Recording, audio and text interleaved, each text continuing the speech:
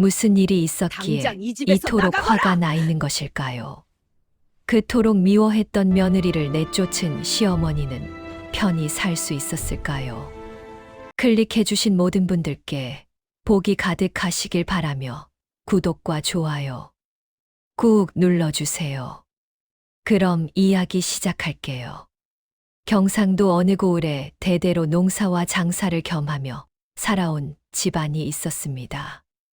마을 사람들은 이 집을 두고 저 집은 복이 서려 있다고 말하곤 했습니다. 흉년에도 곡식이 마르지 않고 역병이 돌아도 병자가 없었으니까요. 실제로 광에는 언제나 곡식이 가득했고 식구들은 모두 건강했습니다. 장사도 잘 되었는데 주인 석주가 운영하는 객주에는 손님이 끊이지 않았고 거래하는 상인들마다 이 집과 장사하면 손해본 적이 없다고 입을 모았습니다. 며느리가 들어온 것은 1년 전 봄이었습니다. 월선이라는 이름의 여인은 경주 최씨 집안 딸이었습니다. 집안이 몰락하여 혼수도 변변찮았지만 시어미 춘애는 사주를 보고 기뻐하며 혼사를 서둘렀습니다. 이 며느리 복이 있는 사주라 했어. 우리 집안에 큰 도움이 될 게야. 하지만 막상 맞아들인 뒤 마음은 점점 무거워졌습니다. 며느리는 너무 조용했으니 아침 문안을 드릴 때도 밥상을 차릴 때도 바느질을 할 때도 말이 없었습니다. 무엇을 시켜도 예 한마디만 했고 스스로 무언가를 부탁하거나 요구한 적이 단 한 번도 없었습니다. 혹시 벙어리 아니에요? 하루는 남편에게 물었습니다. 말을 가려서 하시구려. 말은 하되 꼭 필요한 말만 하니 답답해 죽겠어요. 며느리라는 게 시어미 비위도 맞춰주고 살갑게 굴어야 정이 드는 법인데 저 애는 마치 남의 집 일꾼 같단 말이에요. 별로 개의치 않는다는 듯 대답했습니다. 말이 없으면 탈도 없는 법이지. 그보다 요즘 집안이 참 좋지 않소. 객주 장사도 잘 되고 올해 농사도 풍년이라 하니. 그 말은 사실이었습니다. 며느리가 들어온 뒤로 집안 형편이 눈에 띄게 좋아졌습니다. 객주에는 손님이 넘쳐났고 농사는 해마다 풍작이었습니다. 심지어 지난 겨울 마을에 역병이 돌았을 때도 이 집 식구들은 아무도 앓지 않았습니다. 마을 사람들은 수군거렸습니다. 저 집 며느리가 복녀인가 봐. 그래, 말은 없어도 복이 있는 게지. 하지만 정작 시어머니는 그 말을 반길 수 없었습니다. 며느리가 눈에 밟혔기 때문입니다. 어느 날 새벽, 우연히 이상한 광경을 목격했습니다. 뒷마당 우물가에서 며느리가 무릎을 꿇고 앉아 있었습니다. 두 손을 모아 물을 떠올리고는 그 물을 이마에 조용히 적시고 있었습니다. 입술이 미세하게 움직이는 것으로 보아 무언가 중얼거리는 듯했지만 소리는 들리지 않았습니다. 문틈에서 그 모습을 한참 지켜보았습니다. 저게 무슨 짓이람? 굿이라도 하는 건가? 우물물을 한 바가지 더 떠서 정갈하게 우물 옆 돌에 부었습니다. 마치 누군가에게 바치는 것처럼 공손하게 절을 2번 하고는 조용히 일어났습니다. 슬며시 방으로 돌아왔을 때 가슴 한쪽이 불편했습니다. 저게 대체 뭐 하는 짓이람? 무당도 아니고. 그날 아침 밥상에서 물었습니다. 월서나 새벽에 우물가에서 뭐 했느냐? 잠시 숟가락을 멈추고 조용히 대답했습니다. 물을 길었습니다, 어머님. 물을 길기만 했느냐? 내가 보니 뭔가 중얼거리던데. 예, 그냥 감사하다고 했습니다. 감사, 물한테. 우물에게요. 어이가 없었습니다. 우물한테 인사를 한다고? 그게 무슨 미신이냐? 고개를 숙인 채 더 이상 대답하지 않았습니다. 쯧, 말을 해야 알지. 내가 그렇게 입을 다물고 있으니 내가 어찌 속을 알겠느냐. 앞으로는 그런 이상한 짓 하지 말거라. 남들이 보면 우리 집안 망신이다. 예, 어머님. 그날 이후로도 변함없이 조용했습니다. 하지만 이제 며느리의 모든 행동이 거슬렸습니다. 밥을 먹을 때도, 걸을 때도, 바느질할 때도 소리를 내지 않았습니다. 마치 그림자처럼 집안을 오가기의 속으로 생각했습니다. 저 애가 복이 있다고들 하지만 저렇게 조용히 지내니 집안이 언제까지 좋을지 모르겠구나. 며느리라는 게 밝고 생기가 있어야 집안에 활기가 도는 법인데 그해 가을 이 집은 또 한 번 대풍을 거두었습니다. 곡식 값이 떨어질 정도로 풍년이었지만 미리 객주를 통해 곡식을 팔아 큰 이익을 남겼습니다. 이번에도 대박이요. 며느리가 온 이후로 이렇게 잘 되다니. 그건 그렇지만 나는 며느리가 영 마음에 안 들어요. 왜 또 그러시오? 집안이 이렇게 잘 돌아가는데.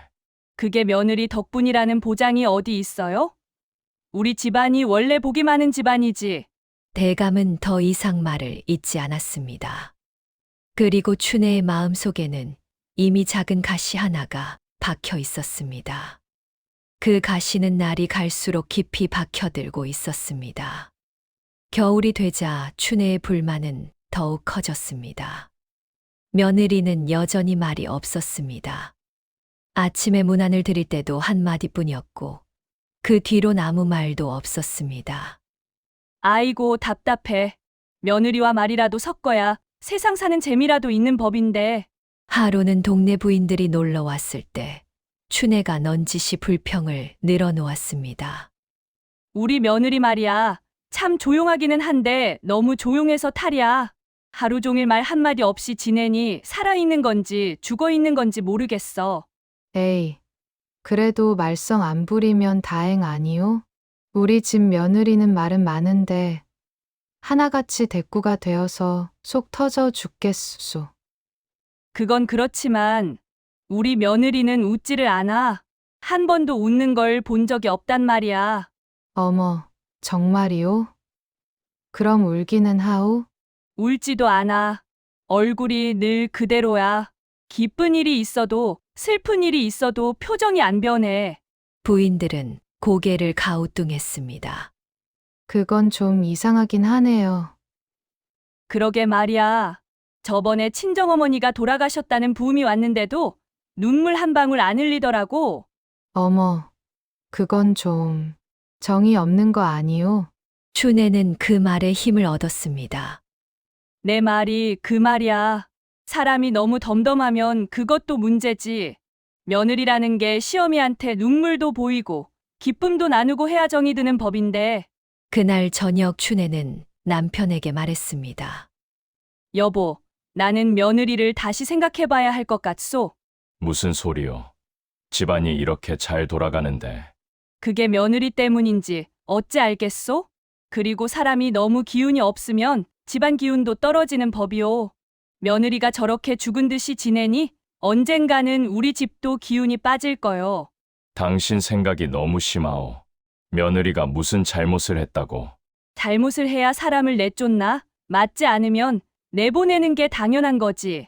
석주는 더 이상 말을 잇지 않았습니다. 하지만 춘혜의 마음은 이미 굳어지고 있었습니다. 며칠 뒤 작은 일이 생겼습니다. 춘혜가 며느리에게 바느질을 시켰는데 바늘땀이 고르지 않았습니다. 사실 크게 문제될 것은 없었지만 춘혜는 그 바느질감을 들고 마당으로 나가 며느리 앞에 내던졌습니다. 이게 뭐냐? 바늘땀이 왜 이 모양이냐? 죄송합니다, 어머님. 죄송하기만 하면 다냐? 다시 뜯어서 바느질해라. 이런 걸 어디다 쓰겠느냐? 며느리는 고개를 숙이고 바느질감을 집어들었습니다. 그 모습을 보던 춘혜는 갑자기 화가 치밀었습니다. 너는 왜 맨날 고개만 숙이고 있느냐? 사람이 살아있으면 눈을 똑바로 뜨고 대답을 해야지. 죄송합니다. 또 죄송하다고만 하고. 너는 할 말이 죄송하다는 말밖에 없느냐? 며느리는 입술을 꽉 다물고 아무 말도 하지 않았습니다. 춘혜는 그 모습이 더 못마땅했습니다. 말을 하라니까. 왜 입을 다물고 있어? 어머님께서 무엇라 말씀하시길 원하십니까? 그제야 며느리가 조용히 물었지만 그 목소리에는 감정이 전혀 실려 있지 않았습니다. 춘애는 그 말에 더욱 화가 났습니다.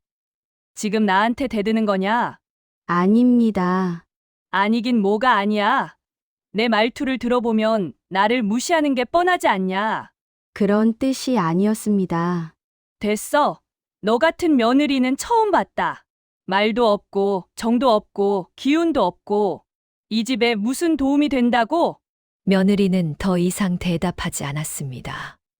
그냥 고개를 숙인 채 바느질감을 들고 안으로 들어갔습니다. 그날 밤 춘애는 잠을 이루지 못했습니다. 저 며느리를 어떻게 해야 하나? 저대로 두면 내가 미쳐 죽을 것 같아. 밖에서는 바람 소리만 쌩쌩 불어왔습니다. 다음 날부터 춘애의 트집은 더 잦아졌습니다. 밥을 짓는데 물이 많다, 청소를 하는데 구석이 깨끗하지 않다, 빨래를 하는데 때가 남았다. 하루에도 몇 번씩 며느리를 불러 꾸중을 했습니다. 며느리는 그때마다 죄송합니다라는 말만 되풀이했습니다. 나리는 어머니에게 조심스럽게 말했습니다. 어머니, 월선이가 큰 잘못을 한 것도 아닌데 너무 구박하시는 거 아닙니까? 내가 뭘 알아? 며느리 교육은 내가 하는 거야. 너는 신경 쓰지 마라. 하지만 됐어. 내 아내지만 내 며느리이기도 하다. 내가 알아서 한다. 태유는 더 이상 말을 잇지 못했습니다. 그날 밤 태유는 아내에게 물었습니다. 당신 괜찮소? 어머니께서 요즘 너무 심하게 구시는 것 같은데. 월선은 어둠 속에서 조용히 대답했습니다. 괜찮습니다. 괜찮긴 뭐가 괜찮소? 당신이 잘못한 게 없는데. 원래 시집살이라는 게 그런 거 아니겠습니까? 하지만 나리, 걱정 마십시오. 저는 괜찮습니다. 목소리는 여전히 평온했지만 그 평온함이 오히려 더 슬프게 들렸습니다. 그렇게 겨울이 지나가고 봄이 왔지만 집안의 공기는 점점 더 차가워지고 있었습니다. 봄이 되어도 춘애의 마음은 풀리지 않았습니다. 오히려 며느리를 내쫓아야겠다는 생각이 더 굳어졌고 명분이 필요했습니다. 아무 이유 없이 며느리를 내쫓으면 동네 사람들이 뭐라 할 것이고 친척들도 가만히 있지 않을 것이었습니다. 뭔가 확실한 이유가 있어야 해. 춘애는 며느리의 허점을 찾기 위해 눈을 부릅뜨고 지켜보았습니다. 그러던 어느 날 집안 제사를 앞두고 춘애가 며느리에게 제기를 닦으라고 시켰습니다. 제기는 대대로 내려온 녹그릇으로 집안에서 가장 귀하게 여기는 물건이었습니다. 며느리는 조심스럽게 제기를 닦기 시작했습니다. 그런데 그때 그릇이 미끄러웠는지 손에서 놓쳐 마루에 떨어졌습니다. 쨍그랑 큰 소리가 났지만 다행히 제기는 깨지지 않았습니다. 녹그릇이라 단단했기 때문입니다. 다만 작은 흠집 하나가 생겼을 뿐이었습니다. 며느리는 황급히 그릇을 집어들고 흠집을 살펴보고 있는데 춘애가 달려왔습니다. 지금 무슨 소리냐? 죄송합니다, 어머님. 제기를 떨어뜨렸습니다. 춘애는 제기를 낚아채듯 빼앗아 들었습니다. 그리고는 흠집을 발견하고는 비명을 질렀습니다. 이게 무슨 짓이냐? 이 제기가 얼마나 귀한 건데? 죄송합니다. 제가 조심하지 못해서. 조심하지 못했다고? 이게 조심하지 못한 정도냐? 이건 우리 집안 대대로 내려온 보물이야. 내가 이걸 망가뜨렸어. 깨지지는 않았습니다. 흠집만. 흠집만. 흠집만이라고? 너는 지금 무슨 말을 하는 거냐? 춘애는 그 길로 남편과 동네 어른들을 불러 모았습니다. 여러분, 이리 좀 보십시오. 우리 며느리가 집안 대대로 내려온 제기를 떨어뜨렸습니다. 어른들이 모여들었습니다. 춘애는 제기를 들어 보이며 흠집을 가리켰습니다. 여기 보십시오. 이렇게 흠집이 났습니다. 이건 우리 증조할아버지 때부터 내려온 제기인데 이 며느리가 함부로 다루다가 이 모양을 만들었단 말입니다. 사람들은 제기를 살펴보았습니다. 흠집이긴 하지만 깨진 건 아니지 않소? 깨지지 않았다고 괜찮습니까? 조상님께 올릴 제기에 흠집이 났는데요. 춘애는 거기서 멈추지 않았습니다. 그리고 이것만이 아닙니다. 이 며느리 우리 집에 들어온 지 1년이 넘었는데 아이도 없습니다. 아직 젊지 않소. 아이는 때가 되면. 때가 언제까지입니까? 벌써 1년이 넘었는데요. 그리고 이 며느리는 나에게 말대꾸를 하고 늘 기운이 없어서 집안 분위기를 흐립니다. 말대꾸르려? 예, 제가 뭘 물어보면 시큰둥하게 대답하고 예, 아니요밖에 모릅니다. 시어미를 무시하는 겁니다. 며느리는 그 자리에 무릎을 꿇고 앉아 있었습니다. 고개를 깊이 숙인 채 아무 말도 하지 않았습니다. 태윤이 어머니를 말렸습니다. 어머님, 월선이가 일부러 그런 게 아닙니다. 실수였습니다. 실수. 내가 아내 편만 들면 어쩌자는 거냐? 이건 집안의 대사야. 석주도 난처한 표정으로 말했습니다. 여보, 그렇게까지 할 일은 당신도 이 며느리 편을 드시는 겁니까? 남편이면 아내 편을 들어야 하는 거 아닙니까? 춘애의 목소리는 점점 더 커지며 마지막으로 선언했습니다. 이 며느리는 우리 집안에 덕이 없습니다. 아이도 없고 제기는 망가뜨리고 시어미는 무시하고 이런 며느리를 어찌 두겠습니까? 여보, 오늘 당장 이 며느리를 내보내겠습니다. 사람들이 웅성거렸고 태윤은 어머니 앞에 무릎을 꿇었습니다. 어머님, 제발 그러지 마십시오. 월선이는 잘못이 없습니다. 너는 가만히 있어라. 이건 시어미인 내가 결정할 일이야. 춘애는 며느리를 향해 손가락질했습니다. 당장 짐을 싸서 이 집을 나가거라. 오늘 밤 안으로. 며느리는 고개를 들어 춘애를 바라보았습니다.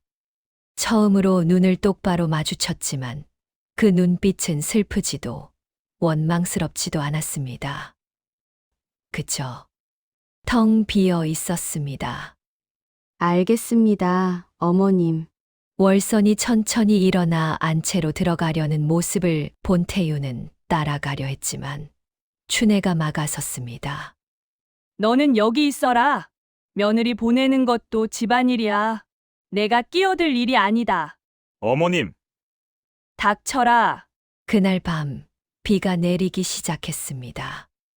며느리는 작은 보따리 하나만 들고 대문 앞에 섰습니다.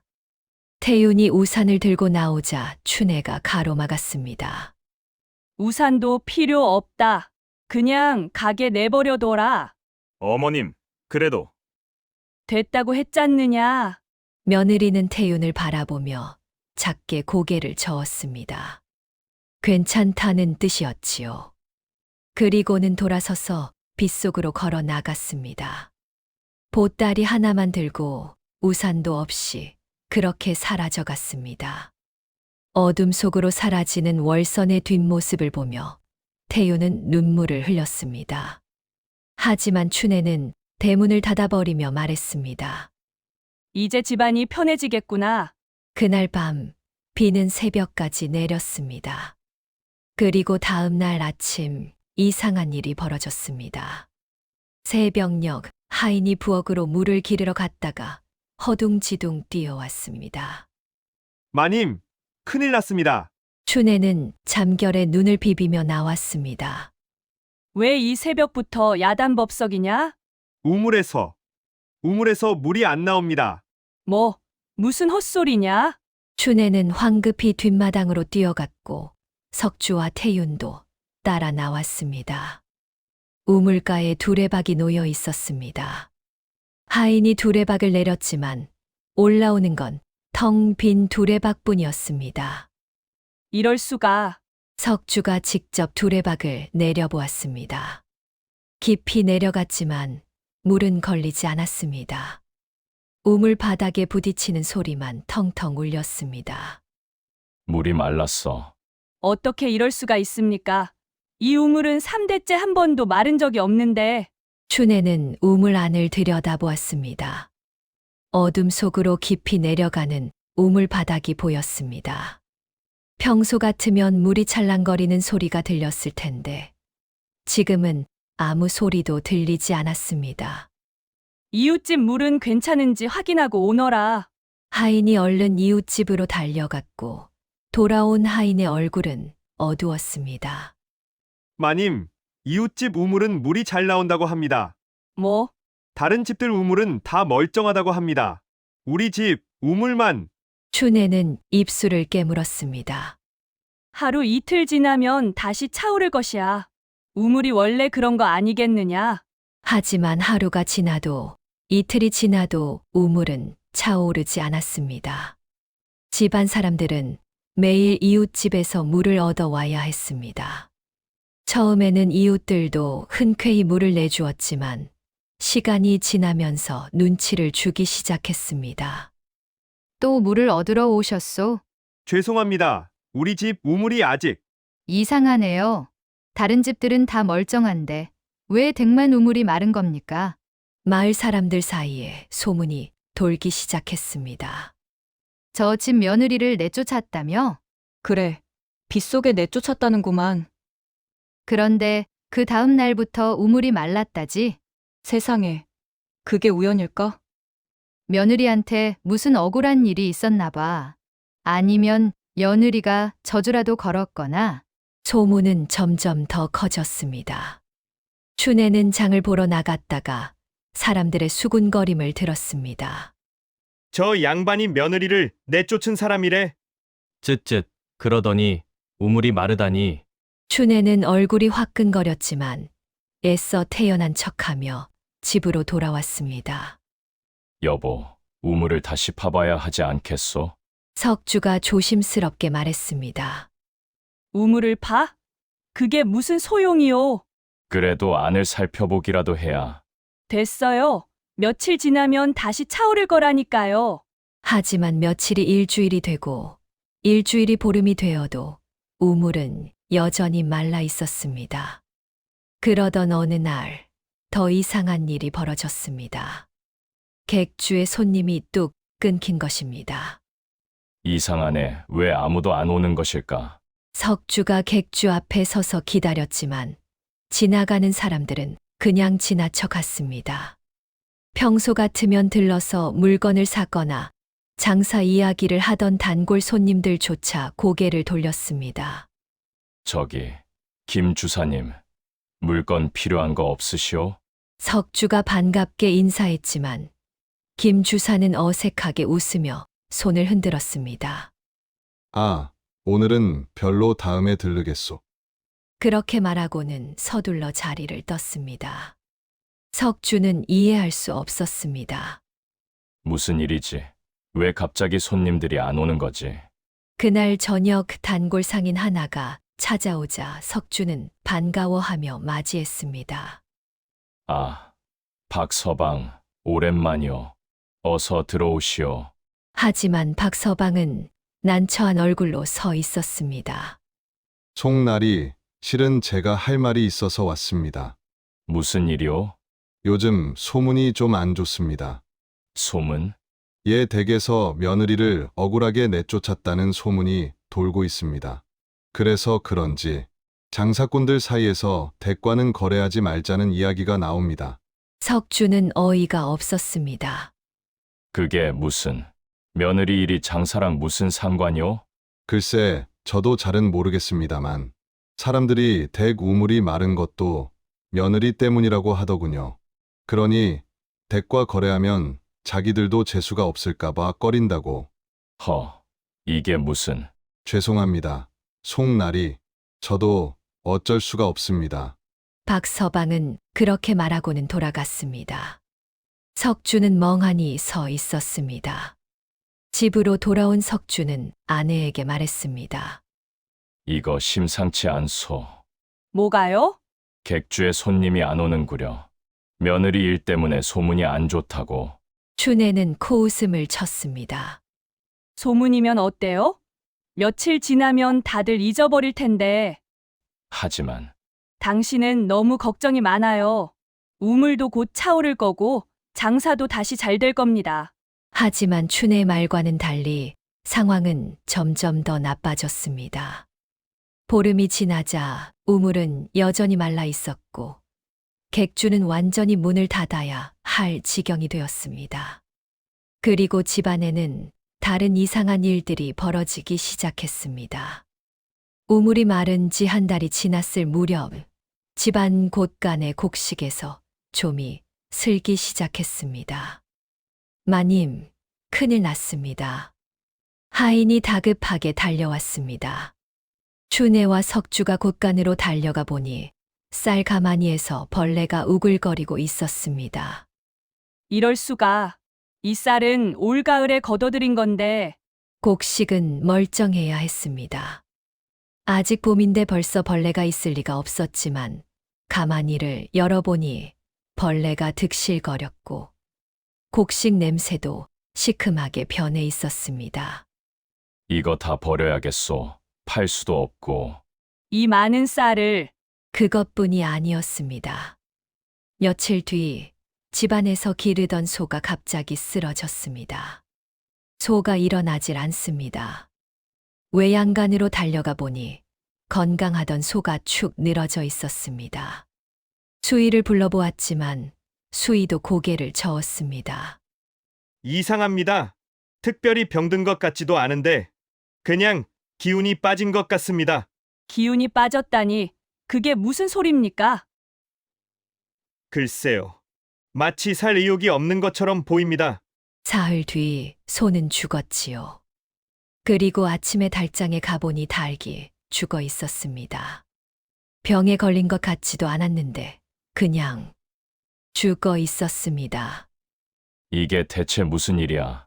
석주는 머리를 감싸쥐었고 집안 분위기도 이상해졌습니다. 춘애와 석주는 사소한 일로 말다툼을 하기 시작했습니다. 당신이 며느리를 그렇게 내쫓지만 않았어도. 지금 그게 내 탓이라는 겁니까? 그러면 누구 탓이오? 당신이 며느리를 내쫓은 그날부터 이 집이 이상해진 거 아니오? 그건 우연일 뿐이에요. 며느리가 뭔데 우물을 말리고 가축을 죽입니까? 그럼 뭐가 원인이란 말이오? 모르겠어요. 하지만 며느리 탓은 아니라고요. 두 사람은 매일같이 다투었습니다. 서로를 탓하고 원망하고 화를 냈습니다. 태윤도 우울하여 방에 틀어박혀 나오지 않았고 밥도 제대로 먹지 않았습니다. 날이 진지 드십시오. 하인이 밥상을 들고 가도 손도 대지 않았습니다. 필요 없으니 가져가거라. 나으리 이러시면 나가라니까. 집안 전체가 침울했으며 웃음소리가 사라졌고 사람들은 서로 눈을 마주치지 않았습니다. 하인들도 수군거렸습니다. 이 집 뭔가 잘못됐어. 며느리 내쫓고 나서부터 이상하잖아. 마님이 너무 심하게 하신 거 아닐까? 쉿, 조용히 해. 들키면 우리도 쫓겨날라. 마을 사람들의 시선도 차가워졌습니다. 저 집 이제 망하는구만. 며느리한테 벌 받는 거지. 쯔쯔, 그러게 사람을 함부로 대하면 안 되는 건데. 춘애는 장을 보러 나가기가 두려웠습니다.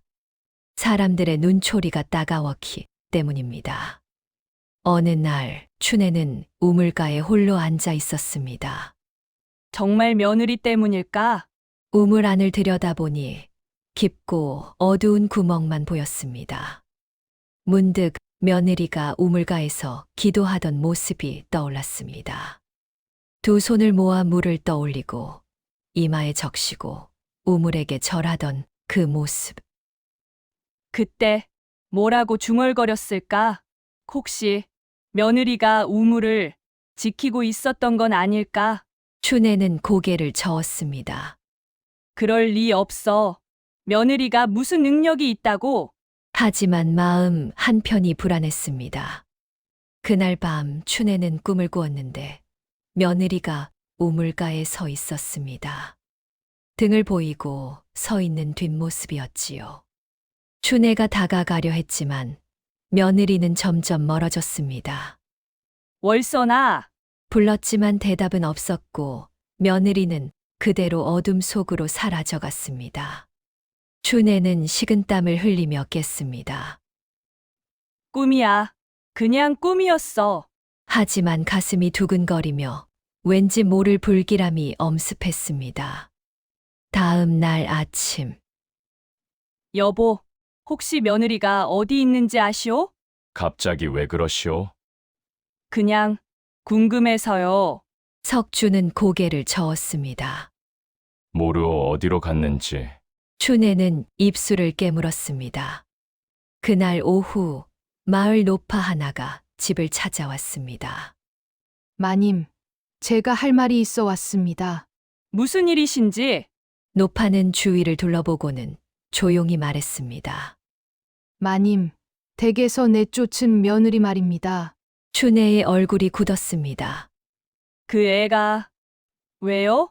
노파는 한숨을 쉬었습니다. 그 며느리에 대해 마님이 모르시는 게 있습니다.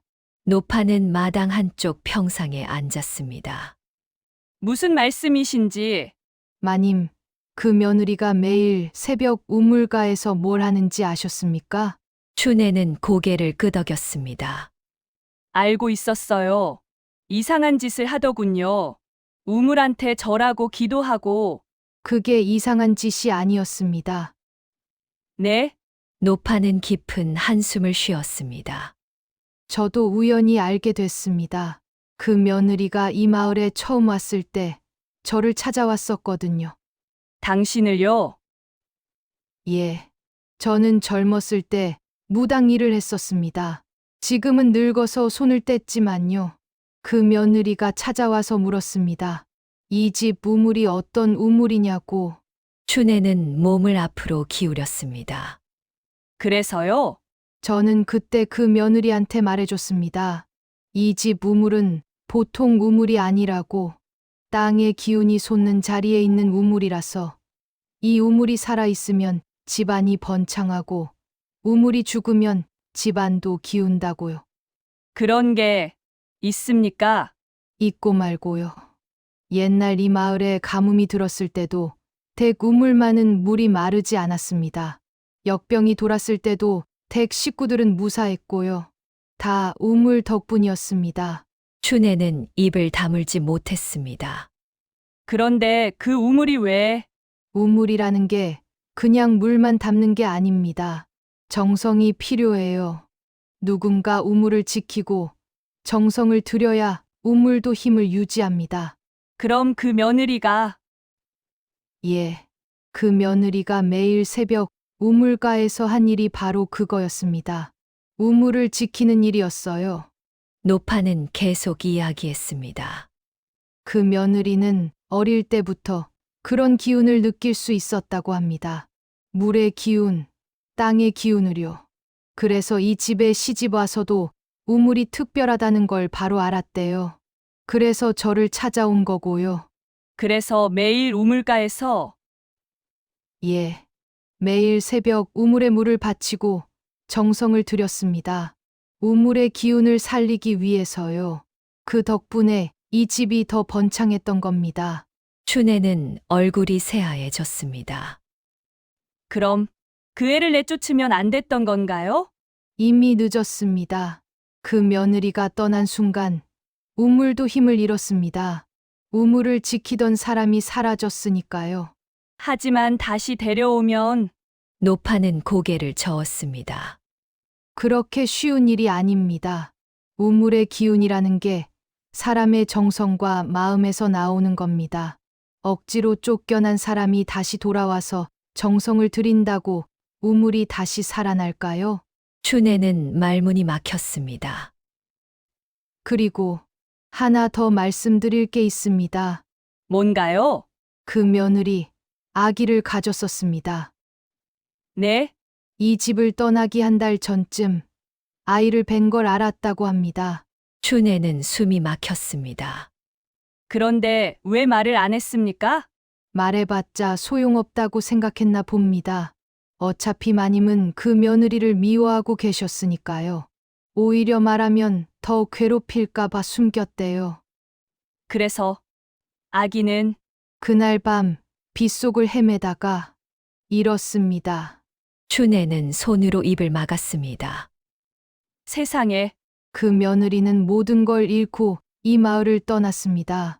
집도, 남편도, 아기까지도요. 노파는 일어서며 말했습니다. 마님, 이제라도 그 며느리를 찾으십시오. 빌고 또 빌어서 용서를 구하십시오. 그게 이 집이 살 길입니다. 노파가 떠나고 춘에는 평상에 주저앉았습니다.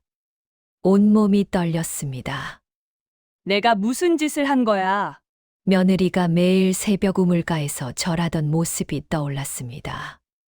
말없이 조용히 정성을 다해 우물을 지키던 그 모습. 춘에는 자기가 무엇을 잃었는지 그제야 알았습니다. 복을 지키던 사람을, 집안을 지키던 사람을, 그리고 손주가 될 아기까지도. 여보, 춘에는 남편을 불렀습니다. 왜 그러시오? 월선이를 찾아야 합니다. 갑자기 무슨? 춘에는 노파에게 들은 이야기를 모두 남편에게 털어놓았습니다. 석주의 얼굴도 점점 굳어갔습니다. 그럼 그 애가 집안을 지키고 있었다는 말이오? 우리가 몰랐을 뿐이에요. 그 애는 아무 말 없이 묵묵히 집안을 지키고 있었어요. 석주는 주먹을 쥐었습니다. 당장 찾아야겠소. 어디로 갔는지 알아봐야 해. 예, 빨리요. 하지만 어디서부터 찾아야 할지 막막했습니다. 그날 저녁 태윤을 불렀습니다. 아들아, 예, 어머님. 내 아내를 찾아야겠다. 태윤의 눈이 커졌습니다. 정말입니까? 그래, 내가 잘못했다. 그 애한테 너무 심하게 했어. 어머니, 미안하다. 아내를 찾아오너라.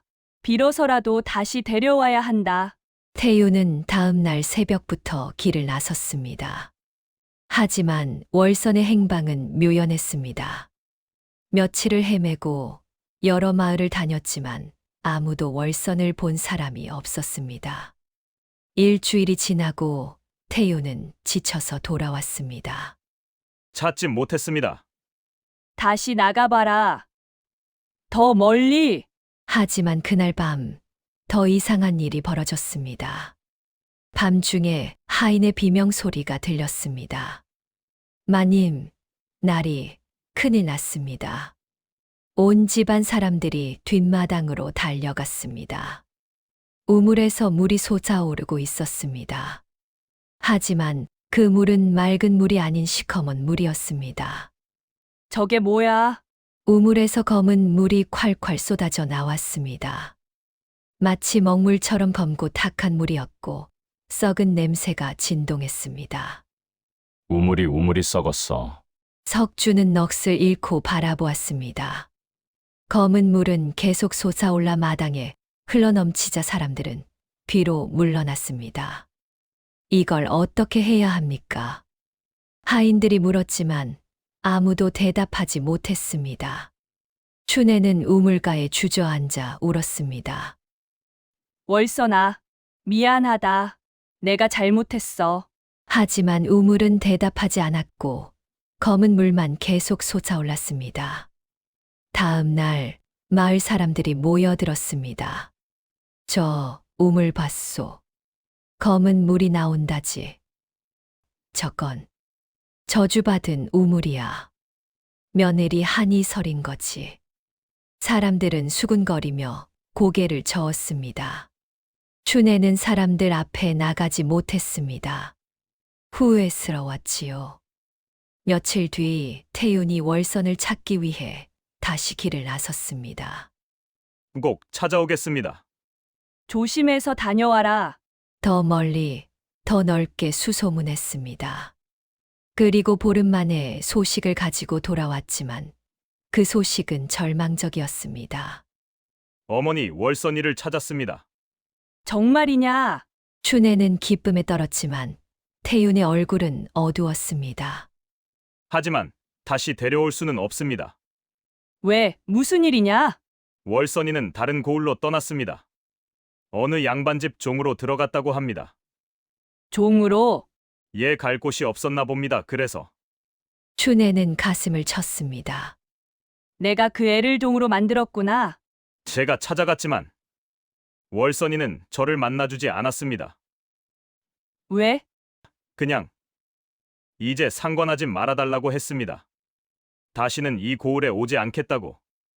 나리도 눈물을 흘렸습니다. 제가 아내를 지키지 못했습니다. 춘애는 바닥에 주저앉았습니다. 월선아, 미안하다.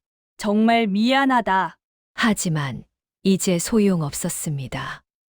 며느리는 이미 마음의 문을 닫아버렸습니다. 그날 밤 우물에서 다시 검은 물이 솟아올랐습니다. 이번에는 더 많은 양이었고 마당 전체가 검은 물로 뒤덮였습니다. 석주는 우물을 메우기로 결정했습니다. 이 우물은 이제 쓸 수 없소. 메워버려야겠소. 하인들이 흙을 퍼다가 우물에 부었지만 아무리 흙을 부어도 우물은 채워지지 않았습니다. 검은 물이 계속 솟아올라 흙을 밀어냈습니다. 이럴 수가. 결국 우물을 메우는 것도 포기했습니다. 그저 우물 주변에 울타리를 치고 아무도 가까이 가지 못하게 했습니다. 집안은 점점 더 기울어 갔습니다. 객주는 손님이 하나도 오지 않았기에 완전히 문을 닫았습니다. 곡식도 벌레가 슬었기에 팔 수 없었습니다. 논밭을 팔아야 했지만 사려는 사람이 없었습니다. 저 집은 저주받은 집이야. 사면 안 돼. 사람들은 모두 고개를 저었습니다. 하인들도 하나둘 떠났습니다. 이 집에 있으면 우리도 재수 없어질 것 같아요. 미안합니다. 나으리. 저희는 떠나야겠습니다. 결국 온 집안에 석주와 춘애, 날이 세 사람만 남았습니다. 춘애는 날마다 울었습니다. 내가 이 집을 망쳤어. 그만하시오. 내가 며느리를 내쫓지만 않았어도 이러지 않았을 텐데. 석주도 더 이상 아내를 위로할 수 없었습니다. 모든 게 사실이었으니까요. 어느 날 춘애는 우물가에 갔습니다. 울타리 너머로 우물을 바라보았지만 여전히 검은 물이 고여 있었습니다. 월선아, 정말 미안하다. 춘애는 울타리에 기대어 울었습니다. 내가 너를 알아보지 못했어. 내가 이 집을 얼마나 지키고 있었는지 난 몰랐어. 바람이 불었습니다. 차가운 바람이었지요. 춘애는 그 바람 속에서 며느리의 목소리를 들은 것 같았습니다. 괜찮습니다, 어머님. 하지만 환청이었을 뿐입니다. 며느리는 이미 돌아오지 않았습니다. 계절이 바뀌어 다시 겨울이 왔습니다. 송진사댁은 이제 예전의 모습이 아니었습니다. 기와는 깨졌고 담장은 무너졌습니다. 마당에는 잡초가 자랐고 집안은 썰렁했습니다. 석주는 하루 종일 멍하니 앉아만 있었습니다. 장사도 못하고 농사도 짓지 못했습니다. 춘애는 늙어버렸습니다. 머리는 새었고 얼굴에는 주름이 깊게 패였습니다. 불과 1년 사이의 일이었습니다. 아내를 지키지 못한 죄책감에 시달려 태윤도 말수가 없어졌습니다. 제가 더 강하게 어머님을 말렸어야 했는데 하지만 이미 지나간 일이었고 우물은 여전히 검은 물로 가득했습니다. 마을 사람들은 그 우물을 한 맺힌 우물이라고 불렀습니다. 저 우물에는 며느리의 한이 서려 있대. 그래서 맑아지지 않는 거야. 쯧쯧, 사람을 함부로 대하면 안 되는 건데. 마을 사람들은 송진사 댁을 피해 다녔습니다. 어느 날 노파가 다시 찾아왔습니다. 마님, 춘애는 노파를 보고 고개를 숙였습니다. 저 때문에 이 집이 이제라도 깨달으셨다니 다행입니다. 하지만 이미 늦었습니다. 월선이는 돌아오지 않고 우물도 다시 살아나지 않고 노파는 한숨을 쉬었습니다. 우물이 다시 맑아지려면 정성이 필요합니다. 하지만 그 정성은 억지로 할 수 있는 게 아니에요. 그럼 이 집은 이대로 끝나는 겁니까? 글쎄요. 하늘이 아실 일입니다. 노파는 그렇게 말하고 떠났습니다. 며칠 뒤 춘애는 결심했습니다. 여보, 왜 그러시오? 나라도 우물을 지켜야겠어요. 뭐라고요? 월선이가 하던 것처럼 매일 우물가에서 정성을 들여야겠어요. 그러면 혹시라도 석주는 아내를 말렸습니다. 당신이 한다고 될 일이 아니오. 그래도 안 하는 것보다는 나을 거예요. 춘애는 그날부터 매일 새벽 우물가로 갔습니다. 검은 물이 고인 우물 앞에서 무릎을 꿇고 앉았습니다. 월선아, 미안하다. 정말 미안하다. 매일 새벽마다 빠짐없이. 하지만 우물은 변하지 않았습니다. 검은 물은 여전히 검었고 냄새는 여전히 역겨웠습니다. 한 달이 지나고 두 달이 지나고 석 달이 지났습니다. 춘애는 포기하지 않았습니다. 월선아, 용서해다오. 제발. 하지만 우물은 대답하지 않았습니다. 그렇게 1년이 지났습니다. 송진사댁은 완전히 기울었습니다. 논밭은 다 팔렸고 집도 팔아야 할 처지가 되었습니다. 석주는 병이 들어 기운이 없어 자리에 누워 지냈습니다. 태윤의 품팔이로 겨우 입에 풀칠을 했습니다. 춘애만이 여전히 매일 새벽 우물가에 나갔습니다. 어느 날 마을에 소문이 돌았습니다. 월선이가 죽었다네. 뭐라고? 병으로 죽었대. 종살이 하다가. 춘애는 그 소문을 듣고 우물가로 달려갔습니다. 월선아, 월선아. 우물을 향해 소리쳤지만 우물은 여전히 침묵했습니다. 춘애는 그 자리에 주저앉아 울었습니다. 미안하다. 정말 미안하다. 내가 너를 죽였구나. 그날 밤 춘애는 꿈을 꾸었습니다. 며느리가 나타났습니다. 살아있을 때처럼 말없이 조용히 서 있었습니다. 월선아, 며느리는 아무 말도 하지 않고 그저 춘애를 바라볼 뿐이었습니다. 그 눈빛은 원망스럽지도 미워하지도 않았습니다. 그냥 슬펐습니다. 며느리는 천천히 돌아서서 사라졌습니다. 다음 날 아침 우물을 보러 갔습니다. 여전히 검은 물이 고여 있었습니다. 춘애는 깨달았습니다. 이 우물은 다시는 맑아지지 않겠구나. 그리고 그것은 자신의 죗값이라는 것도. 며칠 뒤 송진사댁은 결국 집을 팔았습니다. 다른 고을로 떠나야 했습니다. 떠나기 전날 춘애는 마지막으로 우물가에 갔습니다. 월선아, 나는 이제 떠난다. 하지만 평생 너를 잊지 않을게. 평생 후회하며 살 거야. 바람이 불었습니다. 춘애는 우물의 마지막 절을 하고 돌아섰습니다. 이튿날 송진사 가족은 짐을 싸서 떠났습니다. 텅 빈 집만 남았습니다.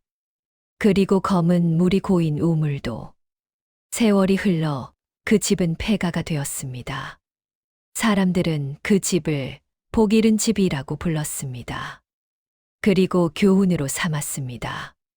복이란 붙잡는 게 아니라 지켜주는 것이라고. 복을 지키던 사람을 알아보지 못하면 복은 떠나간다고. 그 우물은 지금도 그곳에 있습니다. 여전히 검은 물이 고여 있다고 합니다. 아무도 가까이 가지 않는 한 맺힌 우물로. 여러분, 이 이야기를 들으시면서 무엇을 느끼셨습니까? 춘애는 며느리가 집안의 복을 지키고 있다는 것을 몰랐습니다. 아니, 알려고 하지 않았습니다. 눈에 보이는 것만 보고 귀에 들리는 말만 들으려 했습니다. 그 결과는 어땠습니까? 우물은 말랐고, 집안은 기울었고, 가족은 뿔뿔이 흩어졌습니다. 복이란 거창한 것이 아닙니다. 매일 아침 밥상을 차려주는 사람, 조용히 집안을 돌보는 사람, 말없이 가족을 위해 기도하는 사람. 바로 그들이 우리 집안의 복입니다. 하지만 우리는 그들을 너무 쉽게 당연하게 여깁니다. 있을 때는 몰랐다가 떠나고 나서야 깨닫습니다. 춘애처럼 말입니다. 부디 여러분은 춘애와 같은 후회를 하지 마십시오. 곁에 있는 사람을 함부로 대하지 마십시오. 복은 붙잡는 것이 아니라 지켜주는 것입니다. 그리고 그 복을 지키는 사람을 알아보는 것. 그것이 진정한 지혜입니다. 오늘 이야기는 여기까지입니다.